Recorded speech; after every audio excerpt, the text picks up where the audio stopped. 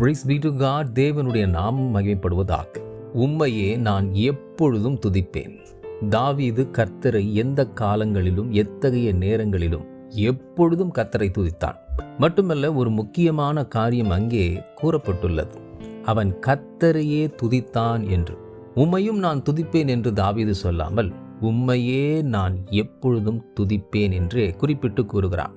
தாவீதானவன் எத்தகைய காரியமானாலும் முதலில் கர்த்தருக்கே முக்கியத்துவம் கொடுத்து கர்த்தரிடத்திலேயே காரியங்களை கேட்டு அச்செயலில் ஈடுபடுகிறவனாய் இருந்தபடியால் ஒன்றுமில்லாத சூழ்நிலையில் அவன் இருந்தாலும் தேவன் அவனை வெற்றியாளராக மாற்றினார். இன்றைக்கும் அவரது ஆலயத்திற்குள் பிரவேசித்து தேவனை துதிக்கும் நாம் எல்லாவற்றையும் மறந்து எத்தகைய சூழ்நிலை ஆனாலும் தேவனையே துதிக்கிறவர்களாய் முன்னேறி கடந்து செல்வோம். தாவீதை எல்லாவற்றிலும் வெற்றி சிறக்க பண்ணின அதே தேவன் நம் துதியில் மகிழ்ந்து நம்மையும் வெற்றி சிறக்க செய்வாராக. God bless you abundantly.